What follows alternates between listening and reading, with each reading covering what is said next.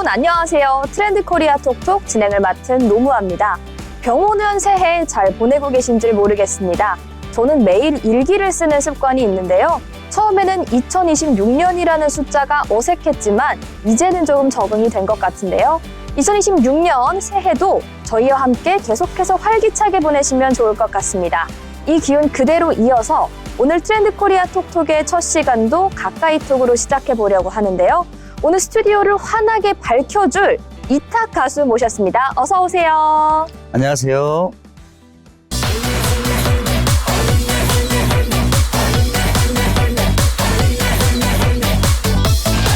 꽃보다 예쁜 우리 할매. 네, 이름부터 범상치 않은데 한번 시청자분들께 간단한 소개 부탁드릴게요. 안녕하세요. 반갑습니다. 트렌드 코리아 톡톡 청취자 여러분 반갑습니다. 절에는 목탁, 옷은 세탁. 여러분께 웃음과 감동을 드리는 가수, 트로트계 재간둥이 가수 이탁 인사드리겠습니다. 한번 다시 보여주시겠어요? 저희 테이블을 이렇게 야무지게 활용해 주시는 게스트는 또 처음인 것 같은데 트로트계 이탁과 오늘 한번 함께 해보도록 하겠습니다. 먼저 굉장히 화려한 수식어가 있으시더라고요. 여러분 히든싱어라는 프로그램 아시죠? 무려 그 편에 출연을 하셨는데 어떤 편에 어떤 스타일로 출연을 하셨는지 한번 소개 부탁드릴게요. 예, 히든싱어라는 프로그램에서 우리 또 요즘에 또 트로트가 대세 아니겠습니까? 트로트 가수 선배님 중에서 진성 선배님 편에 제가 출연을 해가지고 아쉽게 준우승을 했었습니다. 그래가지고 요즘에 각종 전국의 행사나 방송에서 많이 저를 또 찾아주시더라고요. 감사하게도. 그래가지고 고군분투를 하고 있는 이제 하루를 보내고 있습니다. 네, 이렇게 탁탁 하면서 고군분투하는 에너지 넘치는 하루를 보내고 계신다고 하는데요.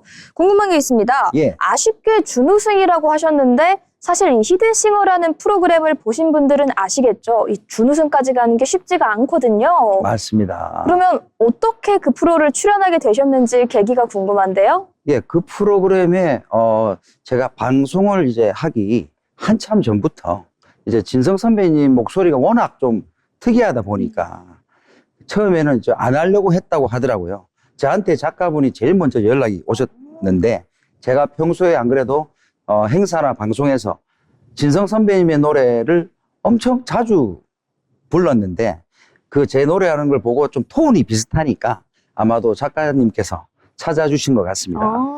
그러면 원래는 진성 가수의 모창을 하던 건 아닌데 듣고 캐스팅을 당하신 거네요. 그렇죠. 그래서 그때부터 제가 한 6개월 정도를 진성 선배님을 머리부터 발끝까지 연구를 시작했습니다.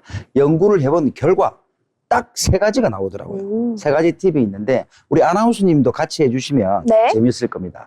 진성 선배님은 항상 보시면 아시겠지만 항상 턱을 이렇게 15도 정도 들어야 됩니다. 이렇게 들고. 이렇게요? 맞습니다. 네. 이렇게 들고 입술을 크게 안 벌리시거든요. 입술을 약간 오리 주둥이다 생각하시고 이렇게 오므려 주세요. 이렇게 한 상태에서 마지막 손바닥으로 터치 비스듬하게 이렇게 3가지만 하시면 되는데 네. 이렇게 하면서 진성 선배님 노래 중에 유난히 히트곡에 바람이 많이 들어갑니다. 그래서 제가 오늘 청취자 여러분들 위해서 바람 3종 세트를 준비해 봤습니다. 한번 보여드릴까요? 보여주세요. 알겠습니다.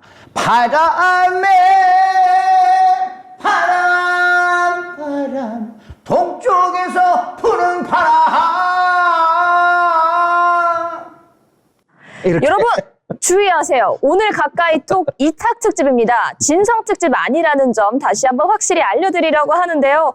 괜히 준우승을 하신 게 아닌 것 같습니다. 맞습니다. 그리고 제가 또 가수 생활을 하면서 예전에 제가 주변에서 이제 가수 모창을 또 여러 가수를 잘한다고 이렇게 얘기를 들어가지고 제가 진성 선배님 말고도 조용필 선배님도 좀 가능한데 오늘은 또 특별한 날이니까 네. 청취자분들을 위해서 개인기를 하나 준비해 봤습니다. 뭐냐면 조용필 선배님 목소리로 진성 선배님의 노래를 부르면 또 재밌겠죠.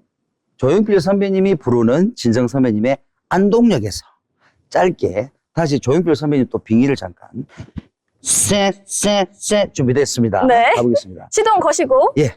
바람에 날려받은 허무한 맹세였나. 이런 식으로. 뭐 많은 분들이 왔다 가면 곤란하거든요. 저희 방송이. 그런데 또 이제 진성 선배님이 네. 또 조용필 선배님의 노래를 하니까 또 그렇게 좋아하시더라고요. 하나를 보여드리면 제가 또 진성 선배님 목소리가 워낙 또 특이하다 보니까 홍진영 씨의 오늘 밤에 아시죠? 너무 좋아합니다. 그 노래를 제가 한번 진성 선배님의 목소리로 한번 보내드리겠습니다.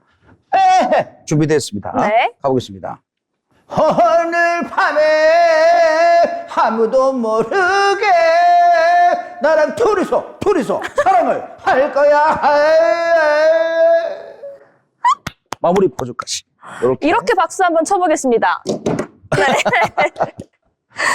괜히 히든싱어 진성편 준우승자가 아니신 것 같습니다. 그냥 진성 모창을 넘어서 진성의 다양한 버전을 보여주셨는데요. 이쯤 되니까 이제 이 히든싱어 진성편 준우승자라는 타이틀보다는 가수 이탁이 어떤 사람인지가 점점 궁금해지고 있는데요. 본격적으로 한번 이탁의 이야기를 들어보도록 하겠습니다. 그렇다면 첫 번째 질문이 있죠. 어쩌다 가수의 길을 걷게 되셨는지 그 스토리가 궁금한데요. 네.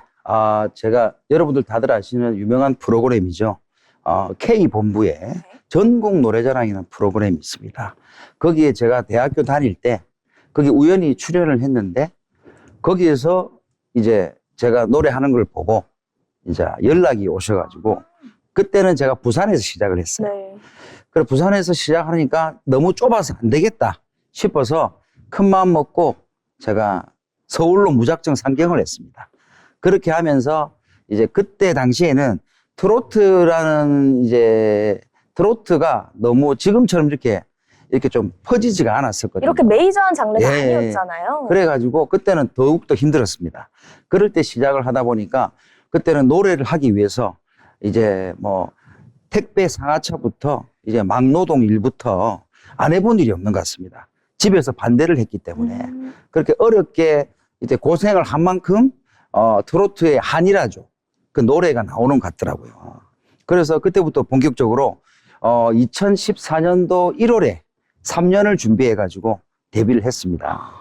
와, 근데 데뷔를 하기까지 그 3년이 어떻게 보면 무명의 세월을 겪으신 거잖아요. 맞습니다. 예. 그 기간이 마냥 힘들었을 것 같기도 한데 어떻게 버티셨는지 궁금합니다. 오히려 목표가 생기니까 제가 트로트 가수가 되어야겠다는 그 생각 하나로 버텼거든요. 몸은 힘들지만 이제 오히려 그때가 생각해보면 그때가 더 마음적으로는 더 편했던 것 같습니다. 오히려 앨범을 내고 나서부터가 완전 전쟁터더라고요. 그쵸. 예, 그런 줄 몰랐는데 지금 생각해보면 오히려 몸은 힘들었지만 정신적으로는 그때가 더 마음이 더 편했던 것 같아요.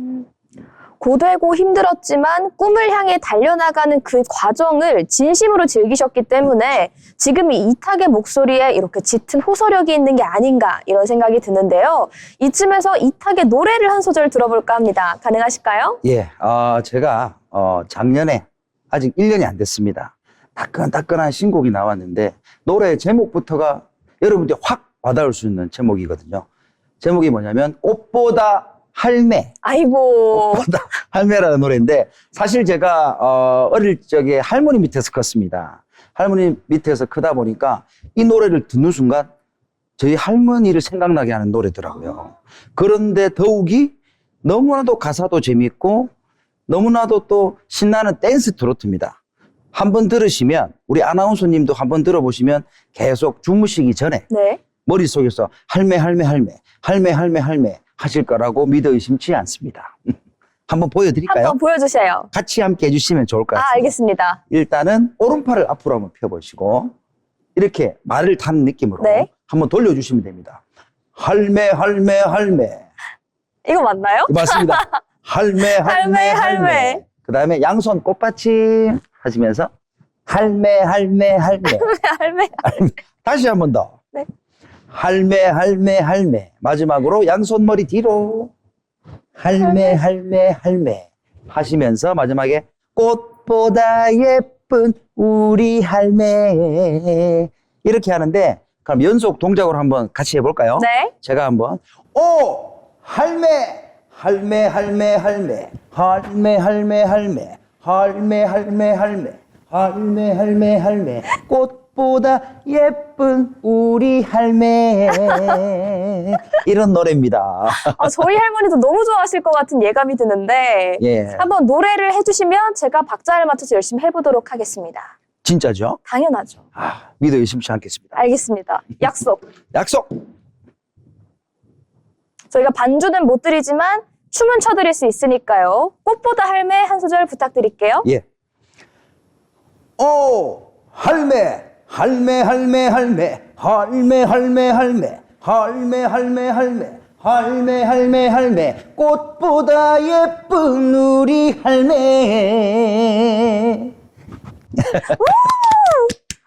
전국의 할매들 가슴을 선덕선덕하게 할 만한 좀 매력적인 가수인데 아나운서님이 같이 이렇게 해주시니까 더 제가 더 힘이 나는 것 같습니다. 제가 원래 더 잘할 수 있는데 오늘은 약간 차분한 컨셉을 잡고 왔거든요. 아쉽습니다. 다음번에 꼭 기대하겠습니다. 다음 신곡을 갖고 찾아주시면 제가 한번 스탠딩으로 보여드리겠습니다. 약속하셨습니다. 약속했습니다. 예, 네. 알겠습니다. 네, 이렇게 오늘 이탁 씨와 즐거운 대화 이어나가 보고 있는데요. 또 하나 궁금한 점이 계속해서 생기고 있습니다. 네. 이제 이탁 씨가 어떻게 가수를 하게 되셨는지, 그 가수 생활에서 힘든 점은 무엇이었는지까지 알아봤는데요. 과거와 현재를 짚어봤으니까 이제 이탁 씨의 미래 계획을 들어보고 싶습니다. 앞으로 가수 이탁 어떤 목표를 갖고 계실까요?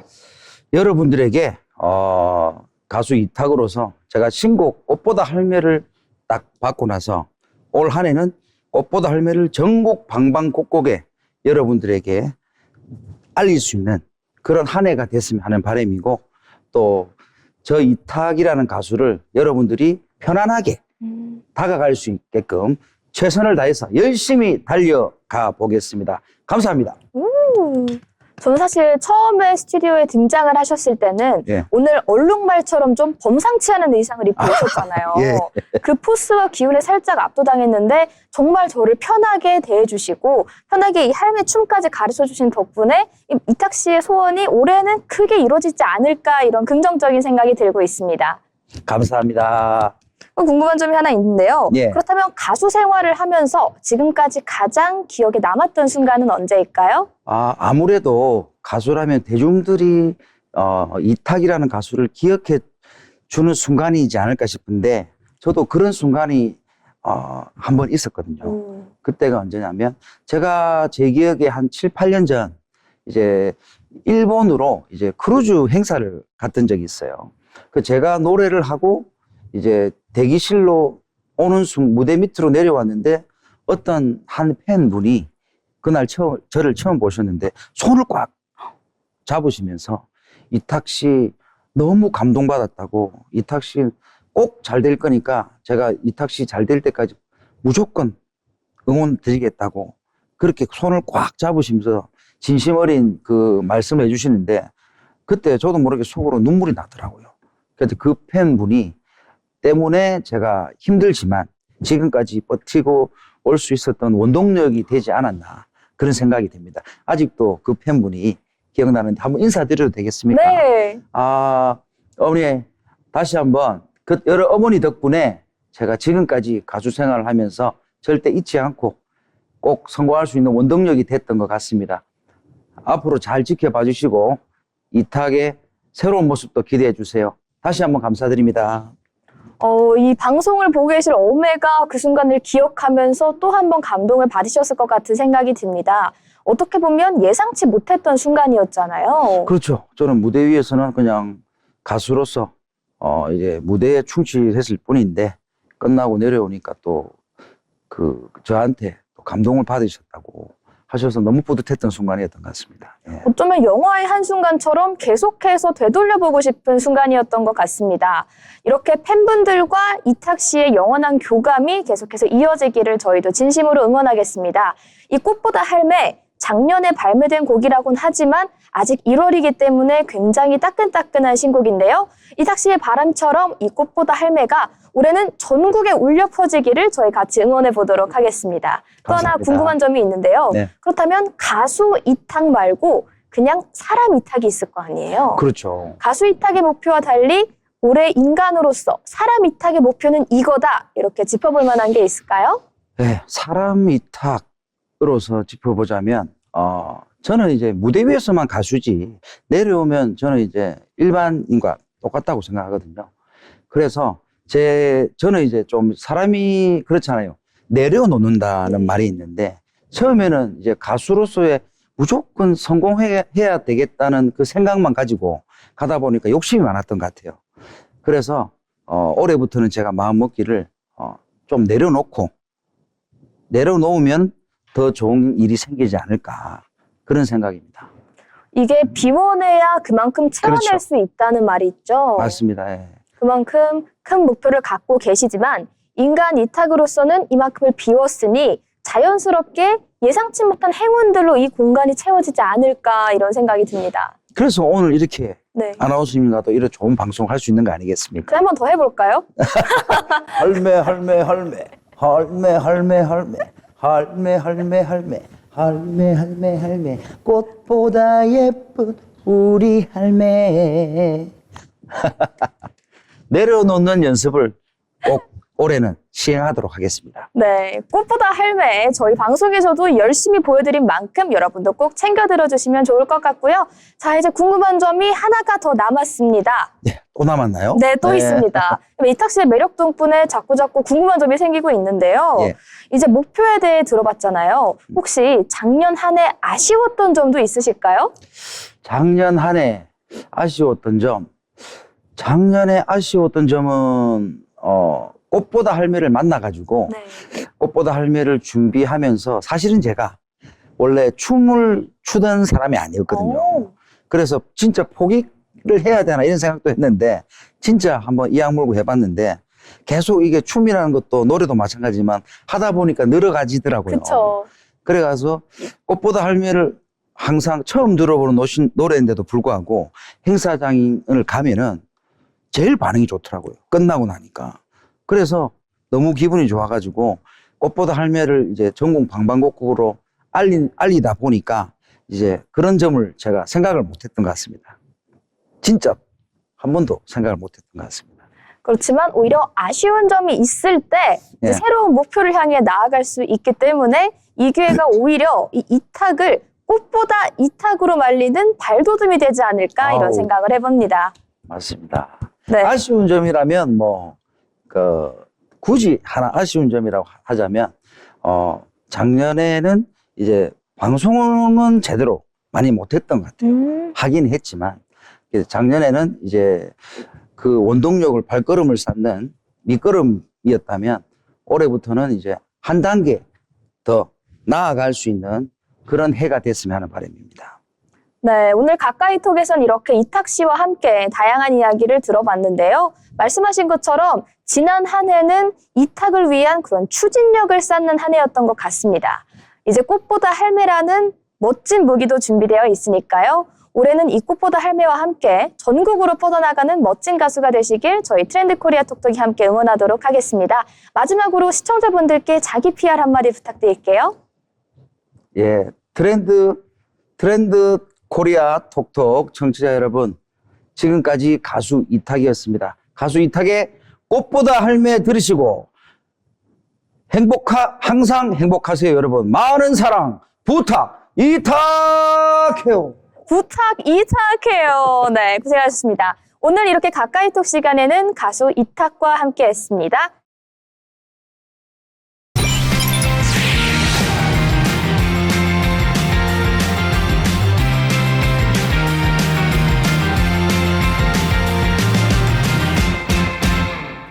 이번 시간은 한 주간의 경제 이슈를 정리해드리는 편지혜 기자의 경제톡톡입니다. 편지혜 기자 어서 오세요. 네, 안녕하세요.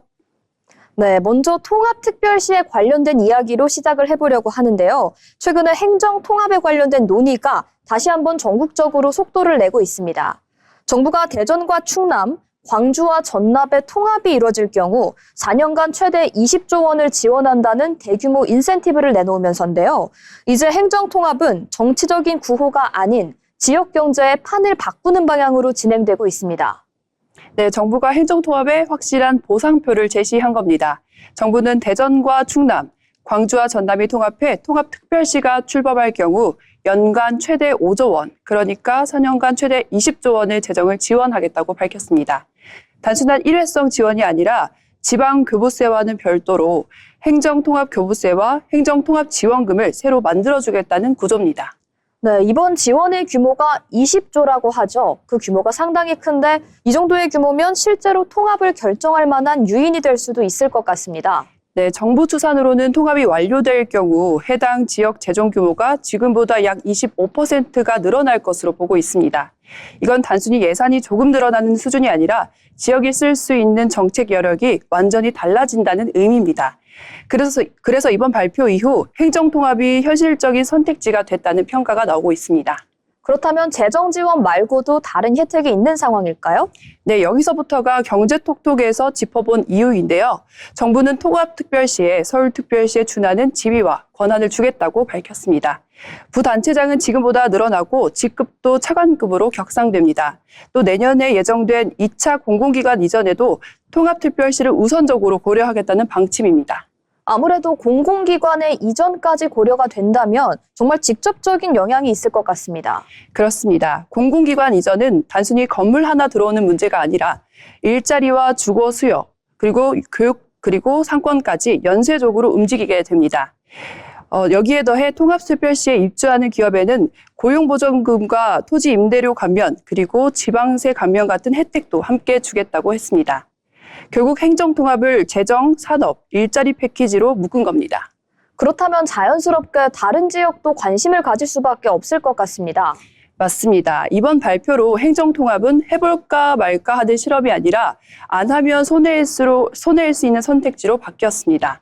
그래서 과거 논의만 하다 멈췄던 지역들, 대표적으로 대구, 경북처럼 이미 통합 논의 경험이 있는 지역에서도 다시 목소리가 나오고 있는 겁니다.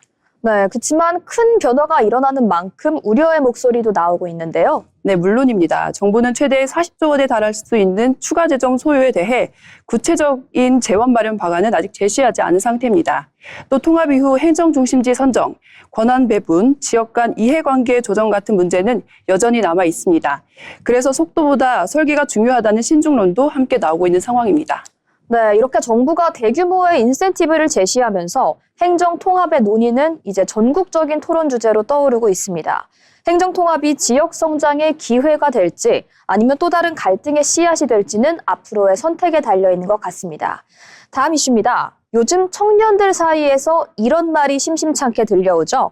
중소기업에 갈 바엔 그냥 쉬겠다. 실제로 대기업과 중소기업 간의 격차가 시간이 갈수록 더 벌어지고 있다는 통계도 나왔는데요. 단순한 인식의 문제가 아닌 구조적인 문제라는 지적 나오고 있습니다. 네, 이 말이 과장이 아니라는 게 숫자로 확인됐습니다. 최근 통계를 보면 대기업 근로자의 월 평균 소득은 약 590만인 반면 중소기업은 약 300만 원 수준입니다. 거의 2배 차이라고 볼 수 있습니다. 그런데 이런 격차가 입사 초기부터 큰 건 아니라고 하죠? 네, 맞습니다. 이게 핵심이었는데요. 입사 1년 미만 신입 단계에서는 대기업과 중소기업의 월급 차이가 80만 원 정도로 비교적 크지 않았습니다. 문제는 시간이 갈수록인데요. 근속 20년 이상이 되면 월 소득 격차가 300만 원 이상으로 벌어집니다. 같이 일한 시간만 놓고 보면 완전히 다른 인생 경로가 생기는 겁니다. 처음에는 괜찮아 보여도 나중엔 너무 다르다 이런 얘기가 여기서 비롯된 것 같습니다. 그렇습니다. 청년들이 중소기업을 피하는 이유는 단순히 초봉 때문이 아니었습니다. 오래 다녀도 보상이 크지 않고 경력 이동도 쉽지가 않았습니다. 또 복지와 안정성도 상대적으로 낮았는데요. 이 구조가 이미 알려져 있다는 겁니다. 그래서 요즘은 버티느니 차라리 쉰다는 선택이 늘어나고 있었습니다. 네, 이래서 실제로 쉬는 청년도 계속해서 증가하는 추세입니다. 네, 취업도 구직도 하지 않는 이른바 쉬었음 청년이 최근 몇 년 사이에 눈에 띄게 증가했습니다. 전문가들은 이걸 단순한 개인 선택으로 보지 않았습니다. 노동시장 안에 들어가도 미래가 보이지 않는 구조가 사람들을 밀어내고 있었습니다. 중소기업 입장에서도 사람을 구하기 더 어려워질 수밖에 없는 구조인 것 같은데요. 네, 그 지점이 바로 악순환이었었는데요. 청년이 안 오니까 인력이 부족해지고 생산성이 저하되고 임금 인상 여력이 감소했습니다. 이렇게 이어지고 그 결과 격차는 더 벌어지고 있었습니다. 중소기업 문제는 인식 문제라고 보기에는 이미 너무 구조적인 단계에 와 있다는 평가도 나오고 있습니다. 이건 단순히 청년의 문제도 그리고 기업의 문제도 아닌 것 같습니다. 그렇습니다. 대기업과 중소기업의 격차는 개인의 선택 문제가 아니라 한국 경제 이중 구조의 문제였습니다. 이 구조가 바뀌지 않으면 청년의 이탈도 중소기업의 인력난도 계속 반복될 수밖에 없었습니다. 중소기업의 갈 바에는 쉬겠다. 이런 말이 단순히 푸념이 아닌 경제의 구조가 보내는 구조 신호가 될 수도 있겠다는 생각이 드는데요. 다음 이슈로 넘어가 보도록 하겠습니다. 이제 요즘 외식업 이야기하면 빠지지 않는 주제가 있죠. 넷플릭스의 흑백 요리사. 셰프들은 스타가 되고 식당은 줄을 서서 먹어야 되는 시대가 드디어 도래한 것으로 보입니다.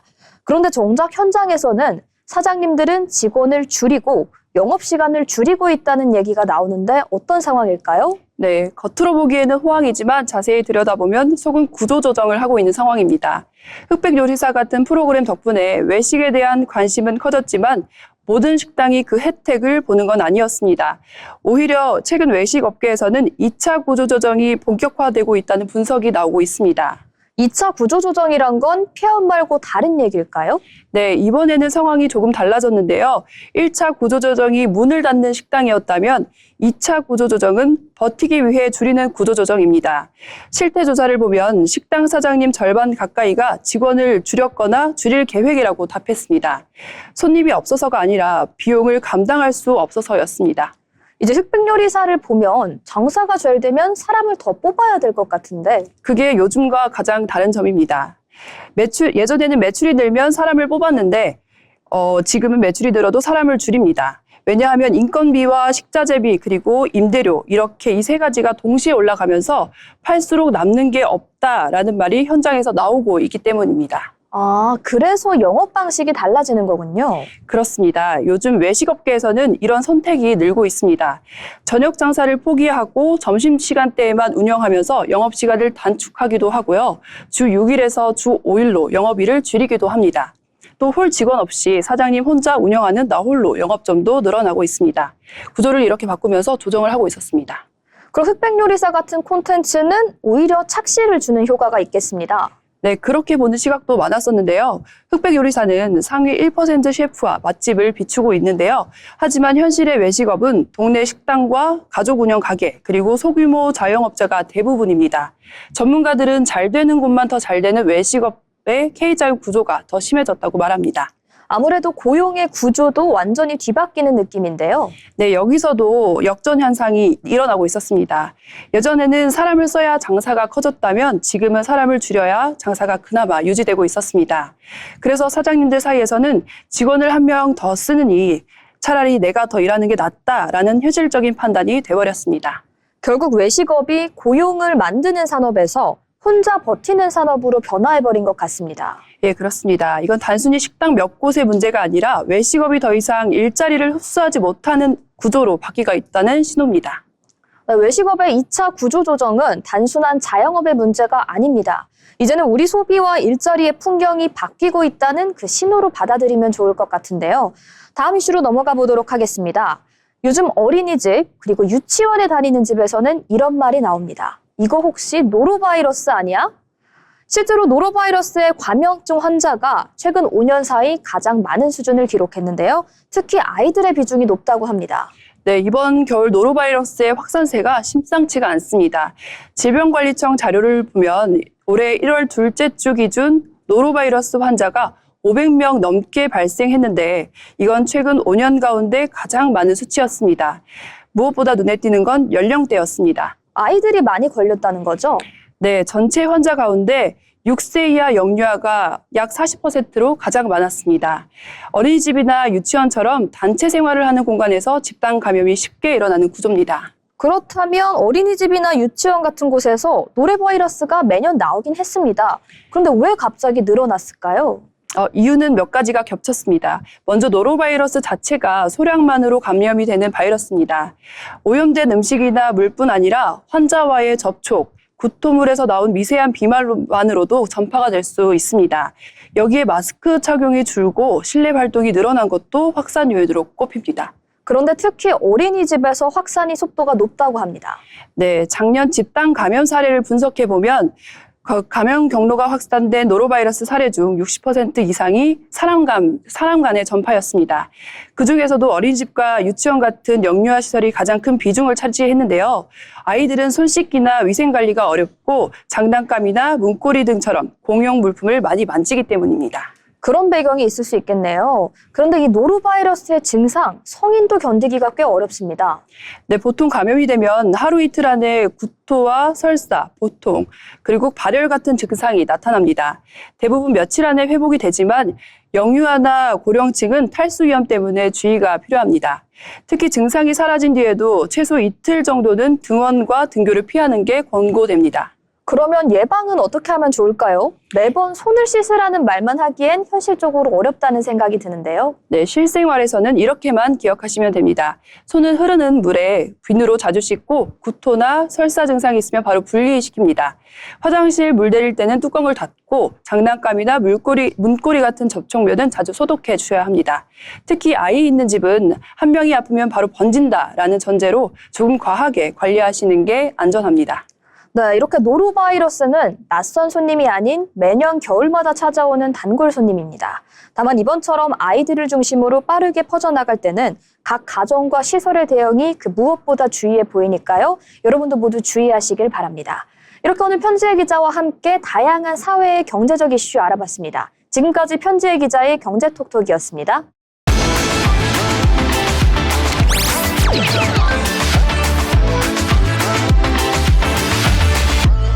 이번 시간은 주목해야 할 이슈를 한눈에 살펴보는 트렌드 이슈 시간입니다. 오늘도 염지연 아나운서와 함께합니다. 어서 오세요. 안녕하세요. 네, 첫 소식부터 심상치가 않습니다. 이재명 대통령이 이탈리아 멜로니 총리와 청와대에서 정상회담을 가졌습니다. 양국은 반도체 산업의 협력을 확대하고 공급망의 정보 공유를 위한 업무 협약을 맺었다고 하는데요. 지연 아나운서와 함께 자세한 소식 알아보도록 하겠습니다. 네, 지난해 유엔 총회에서 첫 회담을 가진 한국과 이탈리아 정상이 4개월 만에 한국에서 다시 만났습니다. 이탈리아 총리의 방한은 19년 만으로 이 대통령이 청와대에서 맡는 첫 외국 정상입니다. 두 정상은 인공지능과 우주항공, 방산 등 첨단 산업 분야 실질 협력을 강화하기로 했습니다. 멜로니 총리는 핵심 광물 공급망, 로봇공학, K-팝 등 소프트 파워 분야 협력을 강조했습니다. 이 대통령은 다음 달 밀라노 코르티나 동계올림픽에서 우리 선수단 안전을 위한 협조를 당부했고 멜로니 총리는 이 대통령에게 올해 이탈리아 국빈 방문을 요청했습니다.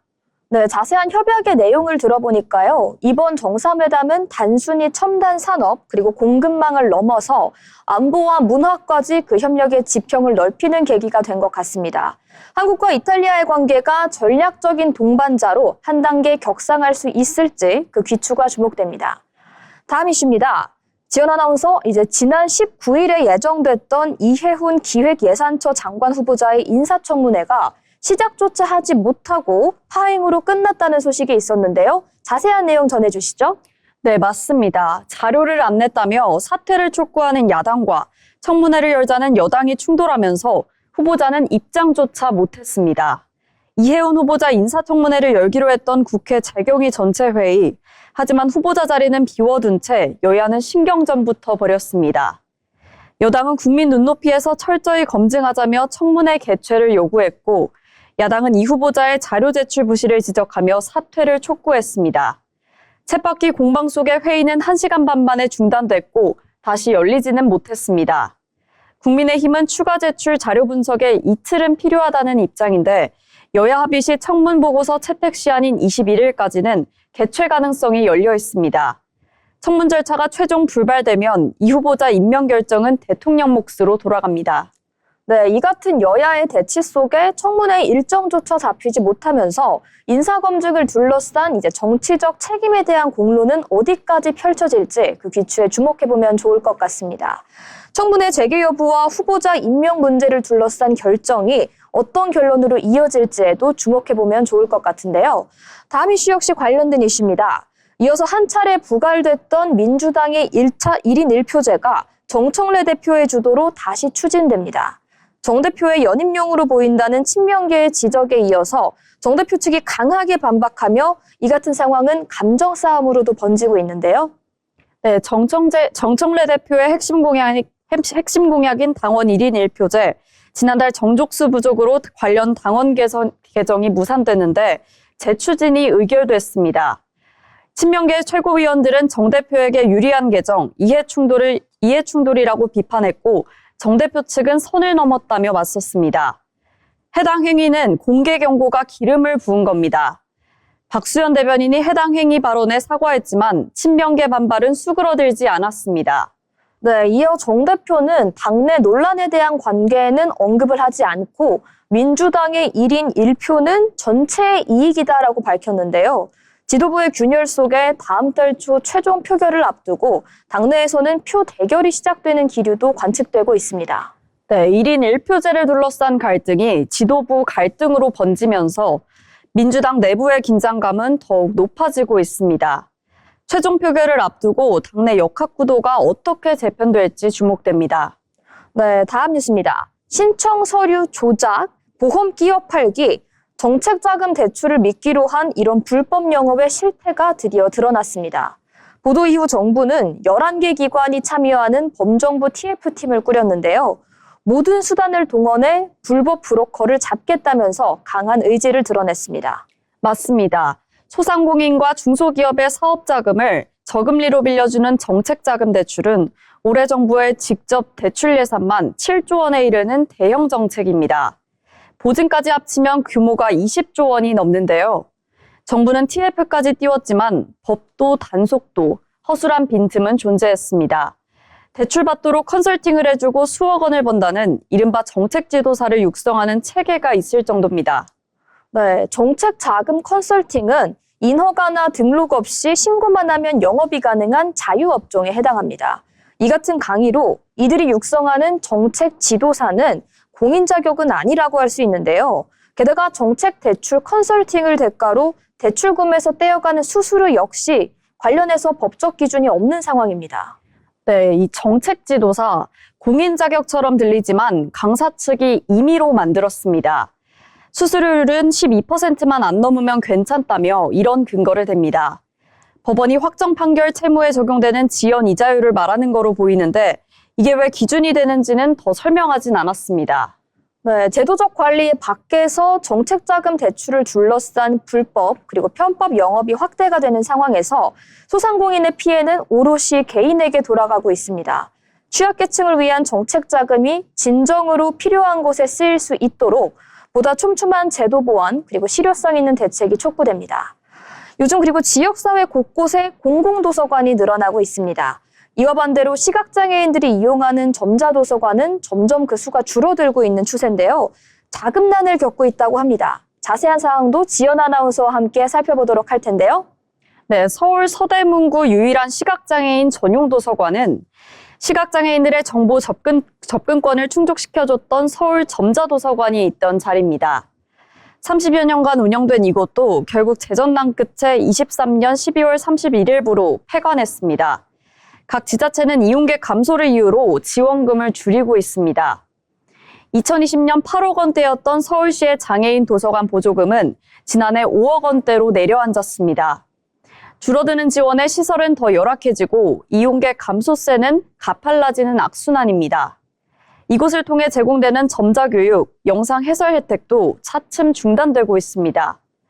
최근 8년 사이 전국의 장애인 도서관 30%가 자취를 감췄습니다. 반면 비장애인용 공공도서관은 같은 기간 20% 넘게 늘었습니다.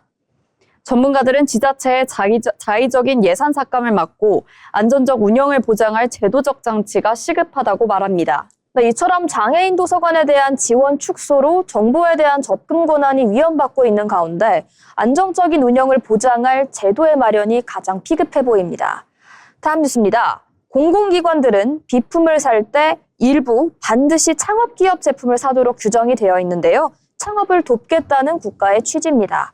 그런데 이 삼성이나 LG 같은 대기업 제품을 사고도 창업기업 제품을 샀다고 잘못 보고한 공공기관들이 있다고 하는데요. 자세한 내용 전해주세요. 네, 맞습니다. 창업기업의 기준은 업력 7년 미만 기업으로 공공기관은 매년 구매 물품의 8%가량을 이런 창업기업에서 우선 구매해야 합니다. 창업기업의 경쟁력을 높이자는 취지인 만큼 포장 및 가공만 하거나 직접 생산하지 않은 제품은 창업기업 구매 실적에 포함될 수 없습니다. 하지만 구매대행 업체를 내세워 보고용 실적 채우기에 급급했다는 지적이 나오고 있습니다. 이렇게 제도의 취지를 무색하게 만드는 편법이 반복되면서 공공기관 구매 실태에 대한 전면적인 점검 역시 도입될 필요가 있을 것으로 보입니다. 이렇게 오늘도 다양한 정치, 사회, 다양한 이슈들을 짚어봤는데요. 지금까지 트렌드 이슈였습니다.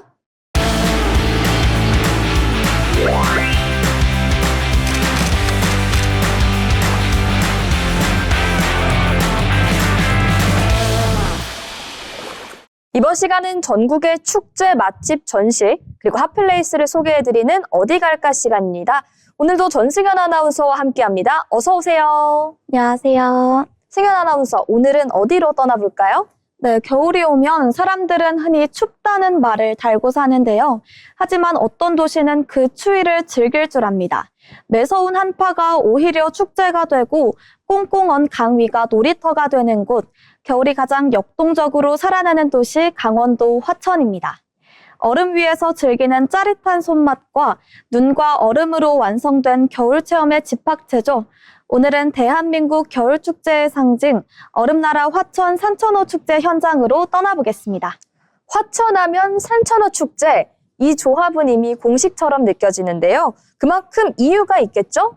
네, 산천어는 1급수에서만 서식하는 냉수성 어종으로 수질이 맑고 수온이 낮아야만 살아갈 수 있습니다.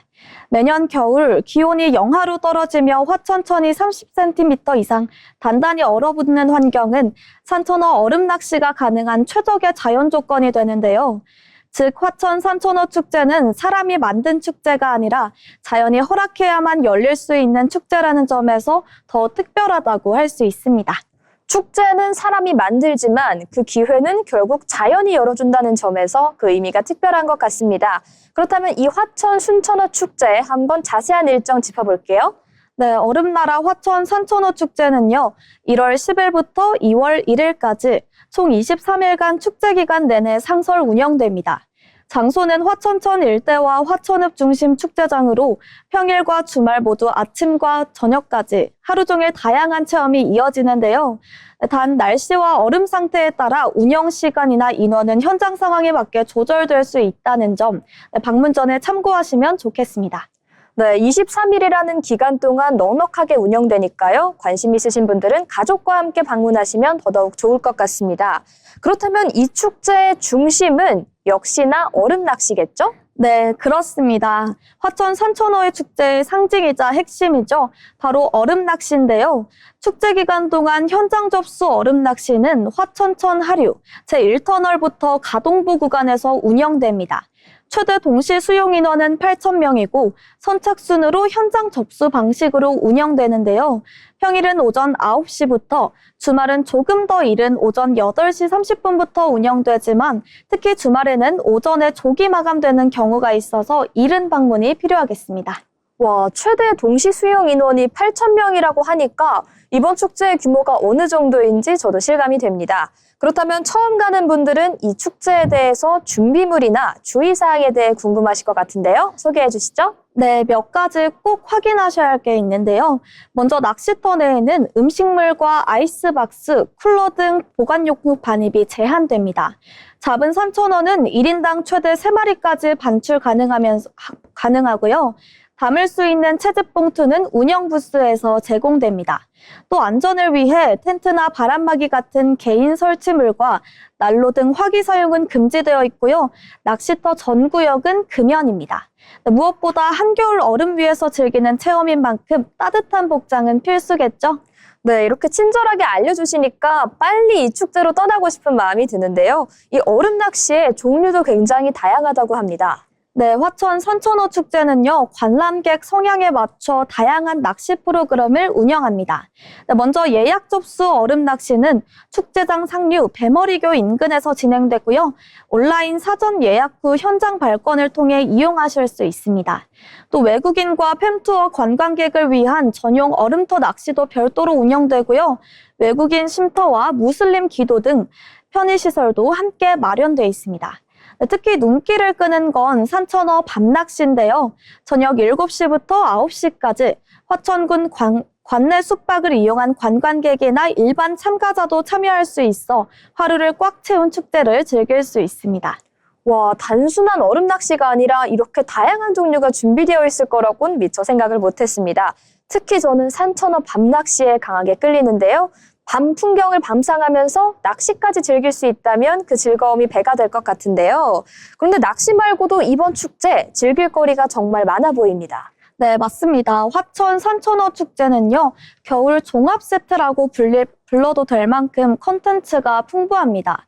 맨손으로 산천어를 잡는 산천어 맨손 잡기 체험, 얼음 위에서 즐기는 눈썰매와 아이스 썰매, 하늘을 가르며 내려오는 하늘 가르기 체험, 그리고 얼음 위에서 펼쳐지는 얼음 축구와 대회까지 아이부터 어른까지 연령대별로 즐길 수 있는 체험이 축제장 곳곳에 준비되어 있습니다. 네, 그리고 축제하면 볼거리도 빠질 수 없겠죠? 네, 맞습니다.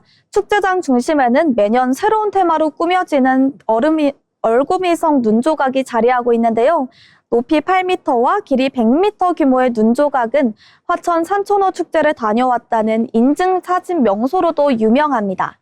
이 밖에도 피겨스케이트 체험장, 빙판 버블슈트 체험 등 눈과 얼음으로 완성된 겨울 풍경이 축제장을 가득 메웁니다.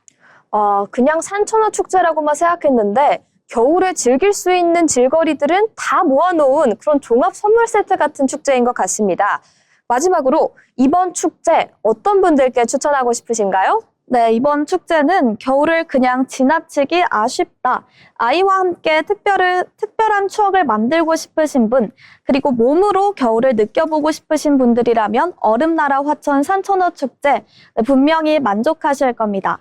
춥다고 움츠러들기에는 겨울은 생각보다 재미있는 계절인데요. 얼음 위에서 웃고 손끝으로 겨울을 느끼는 시간이죠. 올겨울 가장 차가운 순간을 가장 따뜻한 순간으로 남기고 싶다면 화천 산천어 축제로 떠나보셔도 좋을 것 같습니다. 네, 이렇게 산천어 축제에 대해 알아봤습니다. 아까 1월 10일부터 23일간 운영된다고 말씀을 드렸으니까요.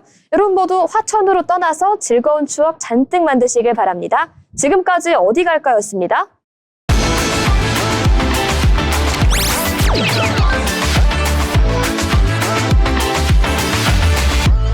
트렌드 코리아 톡톡, 저희가 오늘 준비한 내용은 여기까지입니다. 제가 아까 매일 일기를 쓴다고 말씀을 드렸는데요. 일기를 쓰는 이유는 이 하루하루 소중한 순간을 잊지 않고 기억하기 위해서입니다. 여러분도 한 주를 힘들게 보내신 만큼 이번 한 주에는 어떤 좋은 일들이 있었는지, 간직하고 싶은 추억은 무엇인지 되새기는 주말이 되시길 저희가 응원하도록 하겠습니다.